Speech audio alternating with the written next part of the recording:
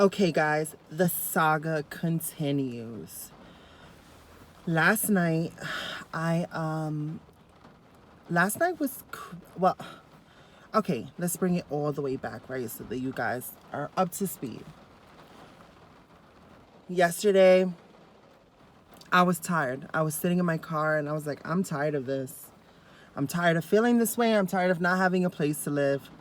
And I got so frustrated. I got out of my car and I started walking. I didn't know where I was. I walked till I got to like a bridge that had like a river, and I just sat there and I just watched the water flow. It sounds so cheesy and like whatever the case may be, but I needed that like moment to still everything. Like everything was just so compact and everything was so like here in this car. I needed that moment of getting out to sort of have that clarity. And I was like, okay, I don't want to feel like this anymore. I got on my phone. I kept on calling. I went down the Rolodex and I slept in a bed last night. And I slept hard and I woke up at like, I'm not gonna lie, I woke up like at 2 in the morning, but I probably got to my destination like around 6, and I probably went to bed from like 7 to 2 in the morning. I slept pretty hard. I was, a lot of thoughts went to my head. Like when I first woke up, I was like, oh my God, like I'm in a room, I'm in a bed. This is it, like I didn't wake up cold. Yes, I'm in my car now, but that's because I am being respectful to the people I live with now. I don't want to be on my phone or just loud in general. This experience has taught me that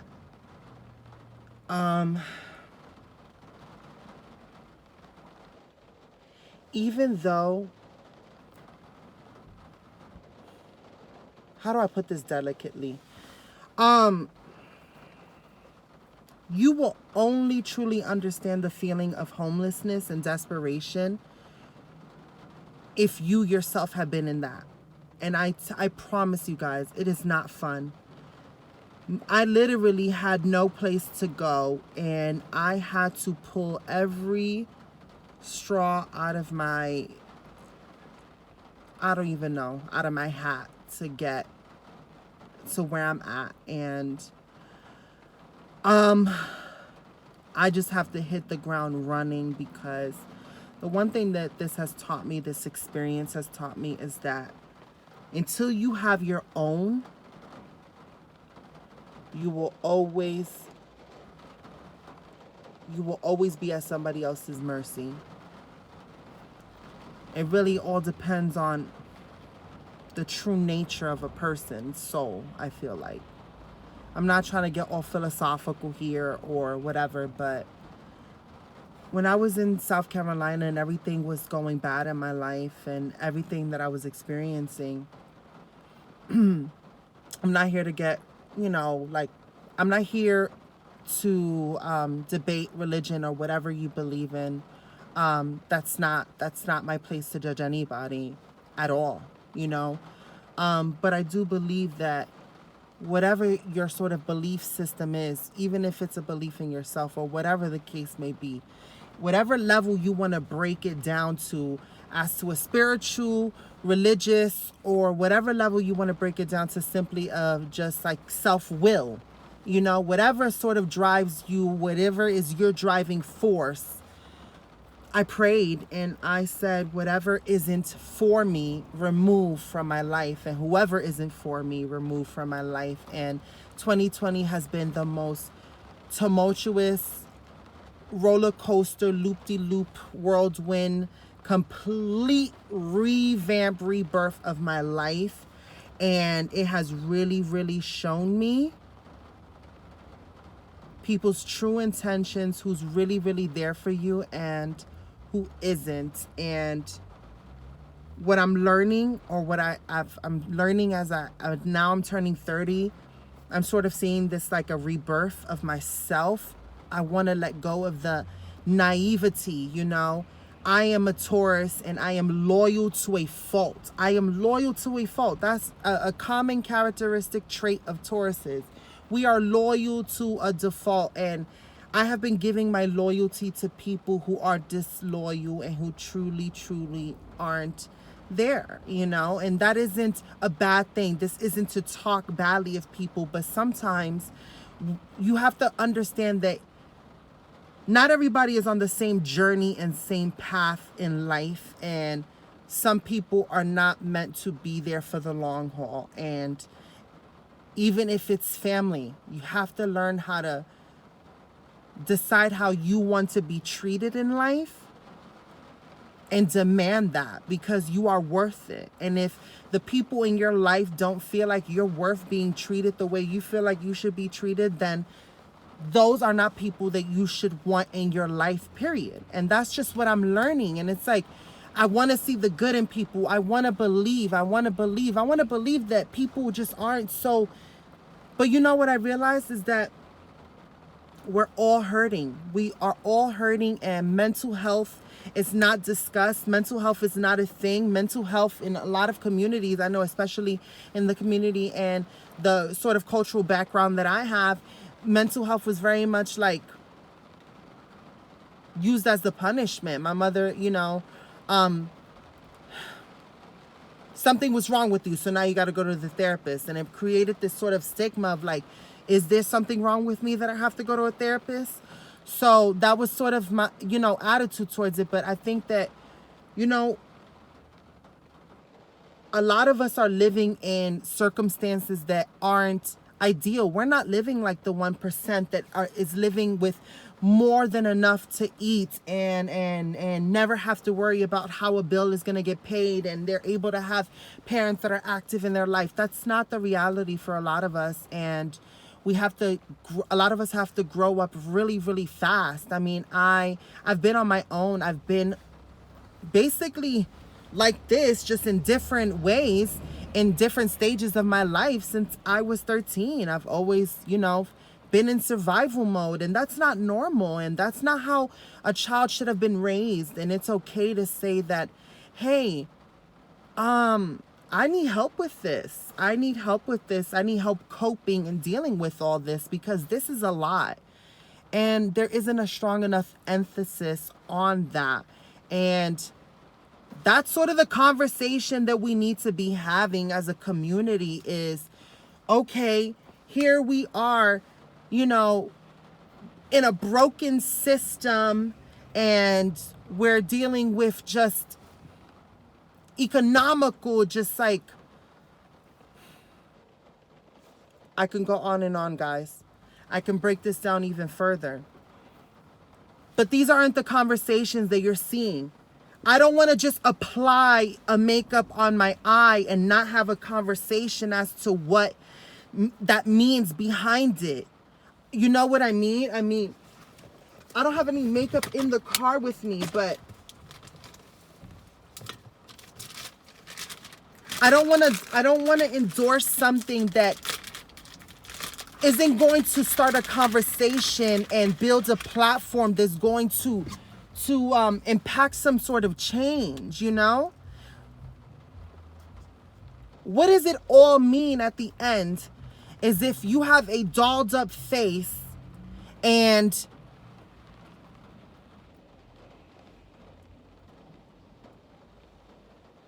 all you got was validation for how you slayed your highlighter. I'm not judging anybody, but for me, my platform, what I want to achieve with what I'm doing here and why I'm pushing these videos and why I'm still doing this is because I want everything that I put my name behind to start a conversation that needs to be had about things, you know? That is the I feel like that is the purpose. If I am going to build a platform and make ample amounts of money to support me and people that I care about so that we can all eat, then why not start the conversation to impact some sort of change in the process of it, you know?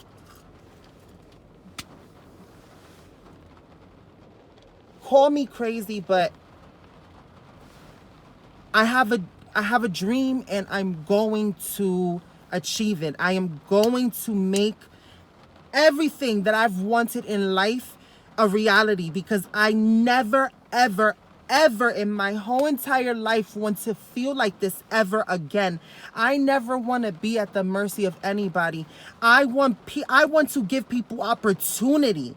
I want to give people opportunities to build and just impact change. I want to, like, I don't know, like, what does this all mean if we're not serving a higher purpose in life? Whatever you believe in life, I, I don't know. Maybe I'm just growing up, or maybe I'm just different, or maybe, I don't know. Maybe this is just a part of my journey and a part of figuring out what my life is about, what I want my life to be. I had a vision of what I wanted my life to be. I was determined. I remember I was so young. I never really thought about it, but for a long time, when I was young, and you started like thinking about boys and stuff like that, I always wanted to be a military wife. I wanted to find a man in the military, marry him, have the white picket fence, the dog, possibly adopt children, the whole 9 yards. I wanted that dream. I think I wanted a military man specifically because I wanted that sense of security and safety, because I never really felt safe in life. I've always had to sleep with one eye open. I'm a very light sleeper now. And that is for a reason. These are things that, like I said, a child should not have had to have gone through, but I did, and I had to push forward, and I continue to push forward. And that's why I put out my videos, and I say in my videos, I am grateful for the promise of a next day, so that I have another day to try to achieve my dreams. And I am going to continue to be grateful for every day that I am given, because I am going to continue to push forward and try to build this platform, build this empire, and start the change and start the conversation that I want to be had. And I don't know. I don't know what tomorrow's going to bring me. I don't know how long I'm going to have this roof over my head. I don't know anything, but what I do know is I'm tired of feeling miserable. I'm tired of feeling sad. I'm tired of feeling dependent, and I'm not going to let my circumstances break me. If anything, it takes a lot of pressure to turn a piece of coal into a diamond. And right now I'm under a lot of pressure. But I'm going to come out shining bright like a diamond. And that's why, let me tell you something, Mother Riri. I made sure I brought all your makeup in here. Fenty, Rihanna. I want to put this in the video, guys. I know that this is going to sound really, really sad, or whatever the case may be. But I was on Twitter the 2 days that I was in my car, living and not knowing where I was going to go. I saw that Rihanna had donated, I wish I would have known the exact amount, but Rihanna donated an obscene amount, like a lot of money, to domestic violence women shelters or organizations or whatever. I don't want to misquote, but I'm going to put it in the bio exactly how much she donated and everything. And I myself am a victim of domestic violence. I was seeking asylum, I was seeking refuge. Asylum, you hear me? I'm losing my mind, obviously. But I was seeking refuge, and I was being hosted in a home because there was no room in the shelter. And unfortunately, things happen, you know, people are human, and that did not work out. And obviously I was left homeless. And because of COVID-19, not much was able to be done, because everybody was sort of going as, nobody was sure of anything. Everybody was sort of scared. So I don't blame it. I think that everybody was just in panic mode. and nobody had answers. Nobody knew what to do because nobody knew how hard this was going to hit. So everybody was scared. Guys, I don't take anything personal from anybody who did not open their doors to me. I understand. Everybody was scared. We're all scared here. I'm scared. I'm still terrified. So I don't take anything personal. That's why I'm grateful for the doors that have opened for me last night. It was the first night that I fell asleep hard. So I'm grateful for that. I'm totally grateful for that. But all in all, I'm good. And I'm ready to change the narrative. I'm ready to change the direction of my channel. I'm ready to go at this unapologetically. And I have something to say, and I'm going to use my voice to say it. And I'm going to continue to say it. And you know what? At this point, I have 38 subscribers. If YouTube is not going to work for me, then you know what? I'm going to build my platform here, and we're going to branch out, and I'm going to make something of myself, but I'm going to do it on my terms, and I'm going to do it in a way that's going to impact change, because that's what I feel passionate about. You know? No woman should have to go through this. It's crazy. I think about it, and I'm just like, it's so unfortunate that we don't have the resources, that there's so many women that fall under the cracks of a broken system and aren't able to get help. And a lot of the times we don't talk about it, but a lot of women have to put themselves in compromising positions so that they can have a roof over their head and put up with a lot of abuse. Put up with a lot of abuse because they have no other option and no place to go. Okay? I was brave enough to leave a violent situation that was not healthy. And if I wasn't more mentally prepared, if I would have allowed this to break me, I would have went back. And can you blame a woman when everything is just stacked up against her and no doors are being opened and nobody's able to help her? I mean, but that's the story for a lot of women. And that needs to stop being the story. We need to stop that stigma and that judgment. We judge women too harshly. We need to believe the horror stories and not say, what did you do? You know? This whole situation, it was brought up, what did I do? What did I do? Why not believe me?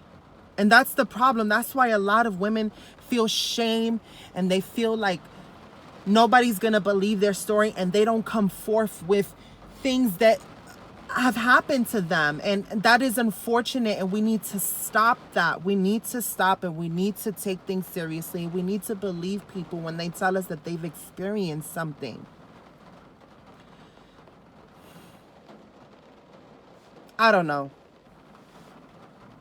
But like I was saying, I saw that she donated all this money, and I reached out to her on Twitter. I wrote her a short message that, as long as Twitter could allow me, saying that I was living in my car and I was fleeing a domestic violence situation, and due to COVID-19, I was displaced and I have no place to live. That I was living out of my car. If she knew any organizations that could help, or whatever the case may be.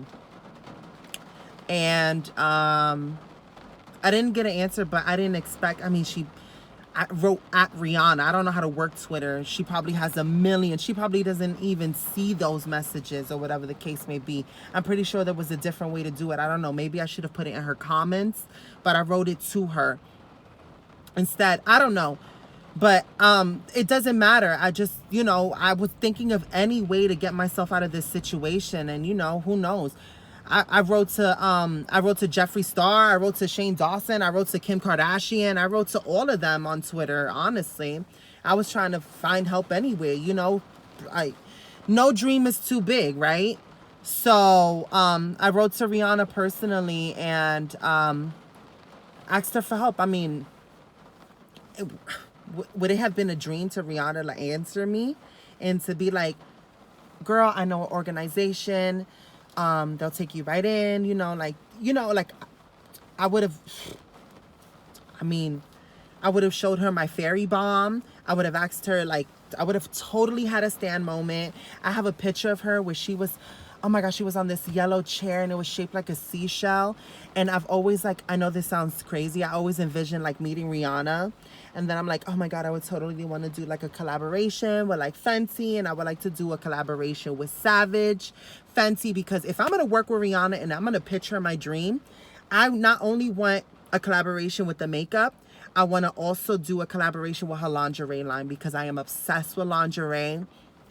I have kept all my lingerie, even if they've broken. I've collected all my lingerie, like as just like ideas and samples that we can build on, and like tell her like what are the things about each sort of style that I didn't like or that didn't perform long wear. Because for me, I want lingerie that's going to last long. So I have these lingeries, you know what I mean? Whatever. I'm you know, whatever the case may be, but I'm gonna pitch it all. But yeah, it would have been amazing if she would have hit me up, and then it would have been like a whole like Cinderella story, and I would have, you know, lived the fantasy. But who's to say that I still won't meet her and I still won't be able to pitch my idea to her? No dream is too big. Like I keep saying, I am going to go after mines, and I am not going to let anything stop me. And on that note, I'm going to end this video on a positive note, guys. Continue to shoot for the stars, because if you don't reach there, at least you'll land on the moon. Love you for watching. Bye.